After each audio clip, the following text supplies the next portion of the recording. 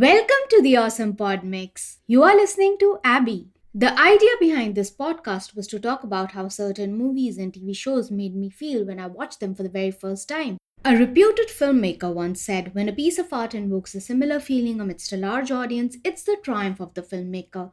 That's the magic of cinema. I love the magic of cinema. Today, I'll be talking about the pilot episode of the TV show Shrinking. The show is created by Bill Lawrence, Jason Segel, and Brett Goldstein. The episode's title is Coin Flip, written by Bill Lawrence, Jason Segel, and Brett Goldstein. The episode is directed by James Ponsoldt. The episode opens with the opening music of Prelude/Angry Young Man by Billy Joel. Krista Miller plays Liz. She's trying to wake her husband Derek to make their neighbors stop the loud music during the unearthly hour. Liz reminds her husband that it's his turn, but he's like, "Can't you just do it?" Liz gets out of bed infuriated and throws a pillow at Derek, calling him stupid head. Derek is unaffected. Jim, played by Jason Segel, is playing air piano to the music of Prelude/Angry Young Man by Billy Joel. Liz casually asks what's wrong with Jim. It then dawns upon Jim that it's pretty late in the night. He promises to keep the music down. Liz sternly asks him to turn the music off. Liz inquires about Alice and Jim informs that his daughter Alice is asleep upstairs. Liz further inquires if the two women in the pool are hookers. Jim clarifies that they are his friends. Liz questions if he paid them money. His response is, "Not yet." "Oh Jimmy, oh Jimmy, oh Jimmy, Jim. Jim introduces Kiara and Sarah to Liz. Liz glares at Jim and he now takes the hint and informs the women they'll have to pack it up because Liz wants them to. "Jim, own it up, buddy." Jim apologizes to Liz. The next morning outside the house, Kiara and Sarah leave in an Uber. Jim sees them off standing at the corner of his lawn and the sprinklers turn on. The water splashes on his face and this is what wakes him up. He doesn't move away, he just stands there getting wet. I know this feeling, buddy. We've all been there. When Jim enters his house again, his daughter Alice is cleaning up and throwing away the alcohol bottles in the garbage from the night before. Jim tries to have a conversation with Alice, but she hands him a glass of water and medication without uttering a word.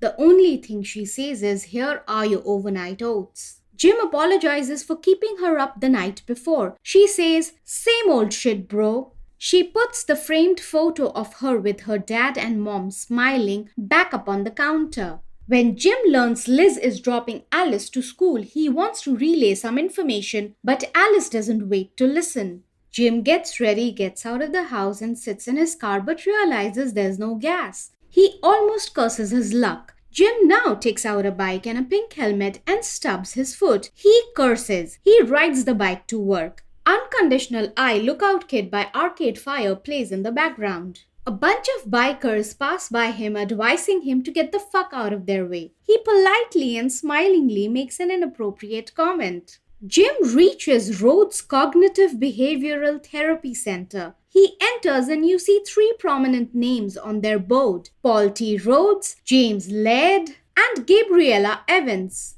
Jim enters a cabin and a guy in a suit is seated on the chair. Steven reacts, "Wow, are you okay?" Jim responds, "Yeah, sorry, I'm late." For a moment, it gives you the impression that Jim is here for therapy as a patient. Jim sits on the other empty chair. He says, "Steven, so what's on your mind today?" The title sequence begins over the theme song Frightening Fishes, written by Benjamin Gibbard and Tom Howe. It's such a beautifully written song and it's relatable AF. The lyrics go something like this: "Help me carry the swing that's dragging me down. Pull me out of the drink before I start to drown. Let the wreckage all sink to when the fishes are frightening. I want to hear myself think again. I want to hear myself think again." During the title sequence, we see a toy figure holding a red flag. There are more toy figures inside the maze where people are helping each other navigate through. From a bird's eye view shot, you realize that it's a brain maze and the title appears, Shrinking.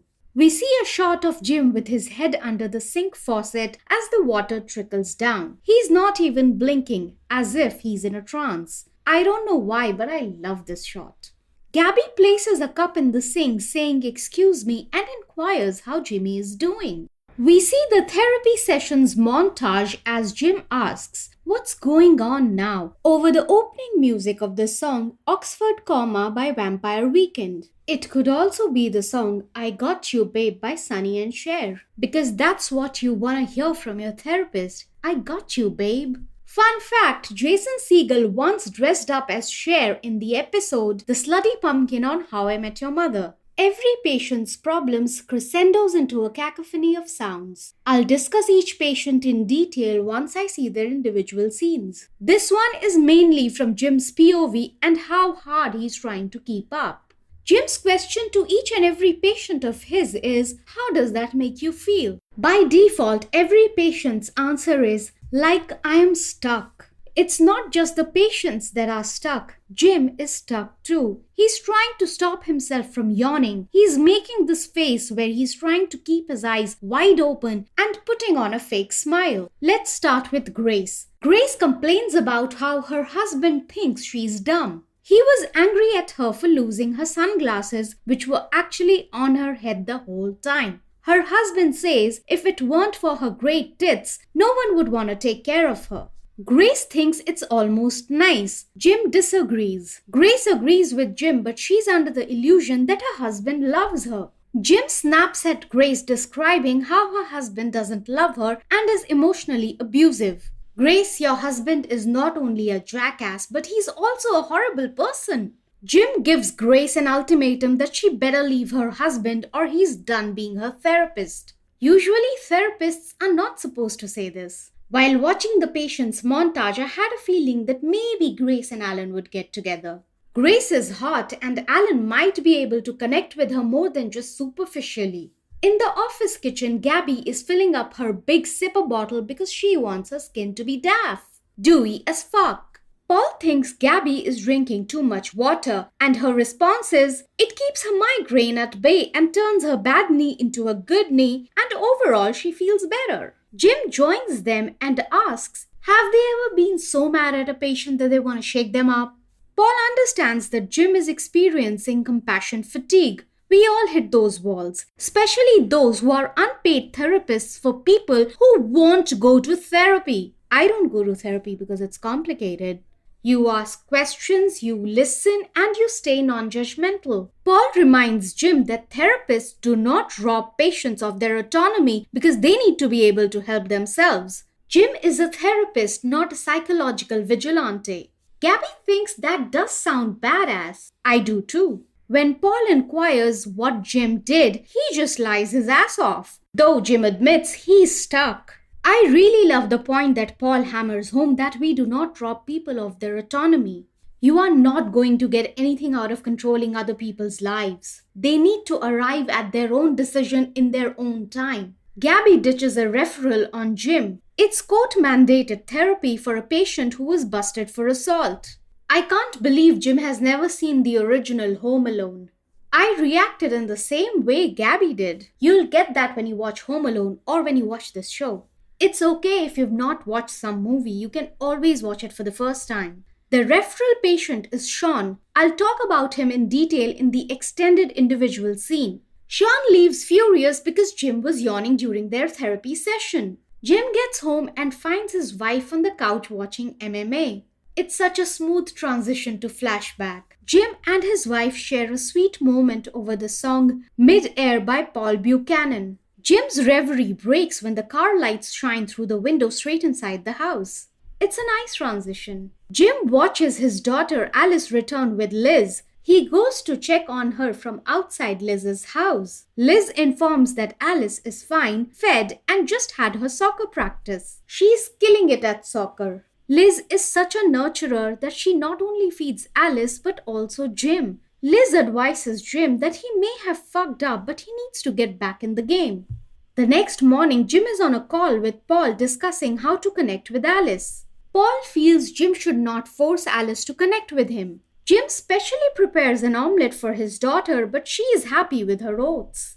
Sean comes back for therapy with Jim because he doesn't have a choice. Jim gets a call from Grace and she informs him that she left her husband. This motivates Jim and he manages to get Sean to open up to him. Jim tries something different with Sean. He lets him box it out in a ring. Jim is aware that Sean's time overseas is filled with trauma and violence and that won't just disappear. Jim quotes Carl Jung, "What you resist persists." Jim spots someone at the gas station and runs in the opposite direction. I do the same thing. I spot people in a public place and before they can spot me, I run in the other direction and disappear. Not literally, but figuratively. On one occasion, I met the person the following day and I told them the whole incident. How stupid of me. When Jim seeks Gabby's opinion on how he's dealing with Sean, Gabby feels it's unethical. We also learn that Paul has Parkinson's. Gabby wants to leave a water-filled bottle on Paul's desk. Jim feels Gabby's intrusiveness is her trademark. She's caring, but she's also intrusive. We see a montage of Sean fighting in the ring. Jim tries to talk to Alice, but she leaves the room. Gabby putting the water bottle on Paul's desk. Jim watching Home Alone and realizing what Gabby's reaction meant over the song Spirits by the Strumbellas. Jim enters his cabin and finds Paul waiting to reprimand him. In an attempt to come clean about Sean, Jim spills that he forced Grace to leave her husband and that she's better off now. Paul tries to level with Jim. Paul asks if Jim is even trying to be careful or is he trying to take Paul down along with his career. Jim's answer is coin flip, which is also the episode's title. Paul wants Jim to sit there in silence for 10 seconds. Of course Jim can't do that. Neither can I. During Jim's next session with Sean, Jim asks, "What makes you happy? When was the last time you were happy?" I think people suffering from trauma tend to forget the last time that they were happy. This question is painful to answer. Sean's response to this question breaks me. Sean says, "Every time I remember being happy, I get pissed because I see where I'm at now and I know that that time is gone and I ain't getting it back." What you just said is a universal truth. The feeling is mutual, Sean. I had tears watching this scene. Jim shares about his wife's death and that it has been a year. He feels awful without her. The next morning when Jim goes to grab the newspaper from his lawn, he manages to avoid the sprinklers when they turn on. Jim gets fresh blueberries for Alice and even washes her jersey. Alice finally shares her feelings that whatever Jim is doing now is not enough. Jim has been acting like his wife's death only affected him. His daughter was affected too, and she had to deal with it all by herself. She's not going to forgive him so easily. And she shouldn't also. A white man deliberately bumps Sean's shoulder and instigates him to fight. Jim gets a call and he rushes out. Sean explains what happened. Jim is so happy. He says, "That is progress. It's fine to be mad. I am mad all the time." Do you know who else is mad all the time? Bruce Banner. That's my secret, Cap. I'm always angry. Jim wants to get dinner. Sean reminds Jim that he has to feed his kid at home. Jim informs that her daughter has a soccer game. Sean feels guilty thinking that Jim missed the game because he called him. Jim clarifies that he's been awful, but Sean encourages Jim to make it to the game. They get in the car and leave for the game. Later, they get stuck in the traffic. Jim thinks they're not gonna make it. The game starts in 10 minutes. It's only 2 miles away. Let's just hoof it. When Jason Segel makes a statement like "let's just hoof it," my brain goes, I can walk that far. Over the song, I can walk 500 miles and I can walk 500 more, by the Proclaimers from the show How I Met Your Mother. Jim parks his car on the sidewalk. This is when we learn that the show is set in Pasadena. I once entered the short film I worked on in Pasadena Film Festival, but we didn't win. Jim and Sean run. Over the song Get Closer by Life in Film. Sean runs fine, but Jim struggles because he's not exercised in over a year. Jim almost gives up, thinking Alice won't care. Sean tells him she would care. Sean lends a helping hand to make Jim reach the soccer game. Jim makes it. He checks with Malik, the guidance counselor, if he missed anything. The game just started. Liz is also there to cheer Alice. Alice scores a goal. She's really good at soccer. Grace's husband Donnie walks across the field and starts to punch Jim. Sean steps up to defend Jim. He does not raise his hand until Donnie hits him. The paramedics and the police arrive at the scene.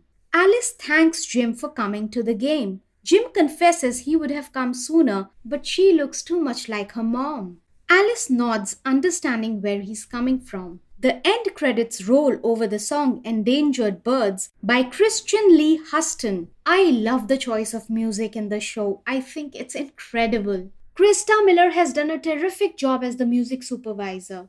I also adore the writing of the show. It's one of the best shows I've seen recently. I also love the color palette they've chosen for this show. You can listen to the Awesome Pod Mix and subscribe to it on Apple Podcasts, Spotify, Amazon Music, and Google Podcasts. If you like what I'm doing, you can support me on Patreon at patreon.com/awesomepodmix. Thanks for listening.